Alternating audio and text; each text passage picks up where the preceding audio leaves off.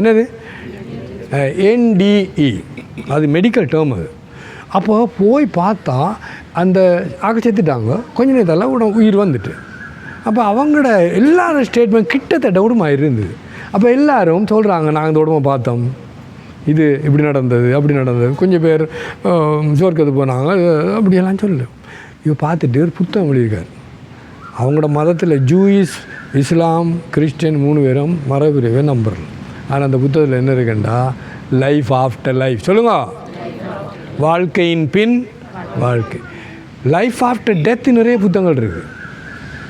ஆனால் ஏன் டெத் இருந்தால் தானே இது. அவன் சொல்கிறான் இல்லை ஒரு வாழ்க்கை அடுத்த வாழ்க்கை.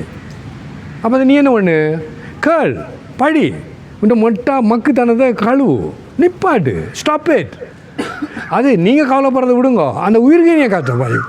ஏன்னா எல்லாரும் உடம்பும் ஒரு நாளை இல்லாடையே சட்ட கலக்கப்படும். ஆனால் ஆமாம் கிளியர். S Raju, S. இப்போ எங்களோட அம்மா நாங்கள் போய் பார்த்துட்டு கொஞ்ச நாளில் இல்லை போங்க. எஸ். ஆனால் அதுக்குள்ளே உயிர் சொல்கிற கிளம்பா உடம்புக்கு தான் வயது போகிறோம். சொல்லுங்க எல்லாரும், என் உயிருக்கு வயது போகிறல. ஏன் அது உயிர் என்றென்றும் 16 சொல்லையா. ஆனால் நீ குழப்பி அடித்து அறியாமையால் அந்த உயிரை போட்டு வச்சு அது கன்ஃபியூஸ் பண்ணி வச்சுருக்க. ஆனால் அந்த உயிர் நீ உண்ட இஷ்ட தெய்வமே தான், ஒரு சந்தேகம் கிடையாது. அப்போ என்ன ஒன்று, நம்ம இப்போ முதலாவது கவலைப்படுறத நிப்பாடுங்க. 6வது உடலம் விட்டால் சட்டை கலட்டினது இல்லை. ஆனால் துக்கம் இல்லாமல் இருக்காது. இப்போ எங்கள்கிட்ட அம்மாவுக்கு 3 அவள் செத்துட்டான் அடல்ல. எதுக்கு அழுது, அந்த தாய் என்ன எப்படி ஒரு இல்லை வளர்த்து தூக்கி விட்டானே அதுக்காக அழுதபடிய அவங்க நன்றி சொல்லித்தானே அழுது. அம்மா தேங்க்யூ. யோசிச்சு பாருங்க, இது நடந்த அழகான ஒரு கதை. ஜப்பானில் ஒரு பெரிய என்லைட்டன் மாஸ்டர் உடம்பை விட்டுட்டார். அதில் 3-4 சிஷ்யமார். அதில் ஒருவன் ரூமை பூட்டிகிட்டு இருந்து கொட்டி அழுறான். அவன் ஆத்மஞானி. அப்போ அவனுக்கே நிறைய சிஷ்யமாரலாம். அப்போ அந்த ஊராக்கள் வந்து, நீ இப்படி அழுதா, இப்போ நாங்கள் 2 பேரும் அவங்க சொன்னாங்க. வெளியில் வந்து சொன்னார், இங்கே பேர் இந்த பர்சன், இந்த வேறு இல்லை, நான் இனிமேல் முடிங்க பார்க்க முடியாது. எனக்கும் தெரியும் அவர் ஒரு சாகலைண்டு. ஆனால் இந்த உடம்புல இப்படி ஒரு மகான இப்படி இந்த பர்சனை நான் இனிமேல் முடியுங்க பார்க்க முடியாது. அதுக்காக நான் நன்றி கடனாள். அது விளங்க வித்தியாந்திரியோ சுற்றுட்டார் 2 ஆளல்ல. அந்த அற்புதமான వ్యక్తి நான் இனிமேல் பார்க்க முடியாது. அதுக்காக ஓகே. அப்போ என்ன சொல்லுவாருண்டா, இது பெரிய விஷயம். உங்களுக்கு வீடுகளில் வந்து நான் சொல்லியும் ஒரு பிரிவு வேணும், நீங்கள் கேட்க மாட்டீங்க. யாழ் நீ அமைக்கலையே, அம்மா தயவு செய்யுங்க, இல்லை தயவு செய்யுங்க. உதாரணத்துக்கு அந்த சிரியா ரவியா தானே போலி மகன், அவன் எங்கேயோ விட்டுட்டான். கேட்டான், அவள் அழுது கொண்டு சுவாமி பிரார்த்தனை பண்ணேன். நான் கங்கை கரை போய் அவருக்கு நிறைய நாள் ஒரு நாள் வந்து என்ன பிரார்த்தனை பண்ணிக்குள்ள அவன் எனக்கு முன்னுக்கும் இல்லை அப்படியே போகிற மாதிரி காட்டி, நான் இங்கே அவங்க நான் வீடியோவில் காட்டிக்கூட அவங்களோட அம்மா பார்த்துட்டான். சாமிஜி நானும் பார்த்துட்டேன்.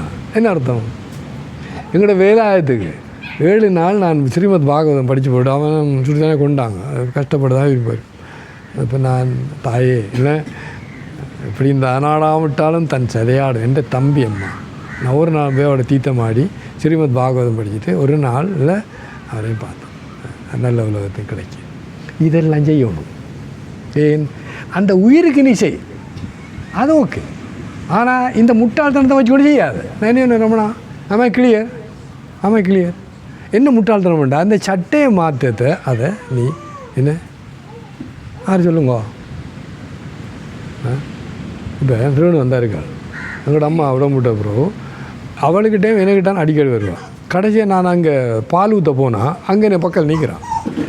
உங்களுக்கு தெரியுமா இந்த உயிரிழலாம் ஒன்று. உதாரணத்துக்கு நம்மளோட டாக்டர் சித்ராவோட வீட்டை 2ஆம் நாளோ 3ஆம் நாள் நான் போனேன். அவள் விளக்கு ஒன்று கொளுத்தில் எல்லாம் மூடி வச்சுருக்கேன். 5 கொளுத்து சாமிஜி இந்த ஊரில் நீ கொளுத்து, நான் கொளுத்தினேன். அவர் எனக்கு பக்கத்தில் நிற்கிறார். என்னோட உடம்புல பழுது அவர் இது இல்லை, என்ன உடம்புலாம் ஏன் அந்த சட்டை தானே கவட்டின அந்த மணி அங்கே இருக்கார் ஐயா, வேறு எங்கே போடுறது. நிறைய பேர் 40 நாள் நிறைய பேர் இருப்பாங்க. அவங்களோட அந்த பற்றும் பாசம் கூட இருந்து அகதியாக போக மாட்டாங்க. அவங்க இருக்கிறாங்க. அப்போ என்ன பண்ணு, அவங்களோட நாங்கள் 2 காய்ச்சினாங்க. அம்மா நான் தாயே, நீ நிறைய புண்ணியம் செய்யிருக்காய், நான் உனக்காக நிறைய பிரார்த்தனை பண்ணி கொண்டிருக்கேன். நீ எந்த உலகம் உனக்கு உரியது அங்கே போ, அலைஞ்சு வந்துறியா, இந்த உடம்புல நீ இல்லை இப்போ இல்லை. நான் ஆறுதெல்லாம் ஆச்சரிப்பியாக கேட்குற விலங்கு நான் ரேணு வந்தாக்காச்சு அண்டியோட போயிட்டான். என்ன அர்த்தம்? அவங்களுக்கும் தெரியாது. நிறைய பேருக்கு தாங்க இந்த சட்டையை கலெக்டர்ன்றது முடியுங்க தெரியாது. அப்போ நீ உதவி செய்யணும் அவங்களுக்கு. எஸ், அதில் இந்த இதில் போடோ என்னோட இது இருக்குது, திபெத்தன் இதில். அதில் உடம்பை விடுற போகிறவங்களுக்கு அவங்கள சரியான முறையில் தெரிய வச்சு அனுப்புகிற, நீ உடம்பு விட போகிறாய், இந்த உலகத்தை போக போகிறாய், அவங்கள சொல்லி படிக்க வச்சு அனுப்புகிறது போடோ என்றது.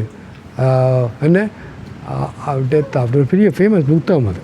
அதை படித்து அவங்கள தயார் பண்ணுறது போகிறதுக்கு. போனவங்களுக்கு தெரியாது. அப்போ இப்போ உங்களுக்கு என்ன சொல்கிறேன்டா, போனவங்க கொடுங்க, நீங்கள் அறிஞ்சு என்ன நான் வேறு சொல்லுங்க, இந்த உடம்பு வேறு. எனக்கு மரணம் இல்லை, உடம்புக்கும் மரணம் இல்லை.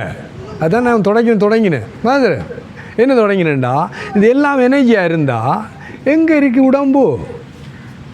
இது பாருங்க, 99.999 இது ஒரு இந்த அட்டமிட இது.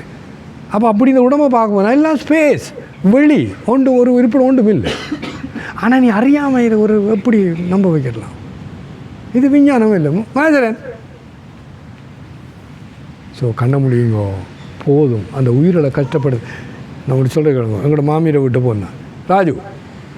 அங்கே போனால் அவனுக்கு சாராய போட்டல், மீன் பொறி, இல்லை அதில் எனக்கு உதைக்கணும் போல இருந்தது. ஏன்னா அவனுக்கு வச்சு என்ன பெரிய கொடுத்த நீ இல்லை. அந்த வீட்டில் போனால் அந்த யோசிச்சுப்பா, எங்களோட மாமி அவங்களோட அம்மா இல்லை, அந்த உயிர் இதுக்கு போய் பயந்து என்ன ஆவி நண்டு கட்ட முண்டங்களாம் இல்லை அம்மா அரே ஏன் சொல்கிறாய் ஆவி பேய். அந்த உயிர் எவ்வளோ துடிக்கும் பாருங்க. நம்ம சொல்லி உடனே வந்துட்டு இருந்தேன் பெரியவன் இல்லை. ஏன்னா அந்த மக்களை சொல்லி எப்படி விளங்க இல்லை. அது நீ படித்து நான் மன்னிப்பு கேட்க போகிறதில்ல, படித்த முட்டாளர் நானே எதுக்கு படித்தா என்ன படித்தா நீ? அந்த உயிரை பற்றி உனக்கு ஒன்று தெரியாமல் இருக்குது. அந்த போனால் அவன் கஷ்டப்பட்டு கொண்டு இருக்கா, நான் உடனே வந்துட்டு ஏன்டா அந்த உயிர் துடிச்சு கொண்டு இருக்கு. இப்போயும் பாருங்க, அது சாவும் போடும் அந்த உயிர். உனக்கு அம்மா உன்னை தூக்கி வளர்த்த தாயை நீ பேய் வேண்டும் ஆவி வேண்டும் என்ன சொல்கிறேன்? எஸ், அப்போ நமக்கு என்ன இருக்குது? அதான் சொல்கிறேன், எனக்கு பிறப்பும் தெரியாது இறப்பும் தெரியாது, இடையில் இருக்க வாழ்க்கை உனக்கு என்ன தெரியும்? ஒன்றும் தெரியாது. அதெல்லாம் சொன்னேன், உங்களுக்கு ஒன்றும் தெரியாது. நான் தொடக்க சொன்னேன்டா, இட்ஸ் ட்ரூ. எப்படிம்மா யோசிச்சுப்பார் இல்லை. நாங்கள் என்ன புல்லாக வட்டி கொண்டு இருக்கோம் எத்தனை வருஷம்? 75ஆம் ஆண்டு இந்தியா போயிட்டேன். 2001 அந்த ஆசிரமத்தில் இருந்தேன். அவ்வளோ அப்பட்டவன் கிளியர். ஆனால் உங்களுக்கு சொல்லியும் நீங்கள் உங்களோட தலைக்குள்ளே எல்லாம் தெரியும், எல்லாம் தெரிஞ்ச சோனகிரியர் ஒன்றும் தெரியாது. என்ன சொல்லுங்க, எனக்கு எதிராக சொல்லுங்க. ஆகும் சொல்ல முடியாது. இது தெரியுமா உங்களுக்கு? தெரியாது. கொஞ்சம் சொல்லிக் கொடுத்தா கூட ஏற்றுக்கொள்ளவும் மாட்டீங்க. அப்போ என்ன செய்யணும்? அதான் கடை விரித்தேன் கொள்வார் இல்லை மூடிக்கொண்டேன்.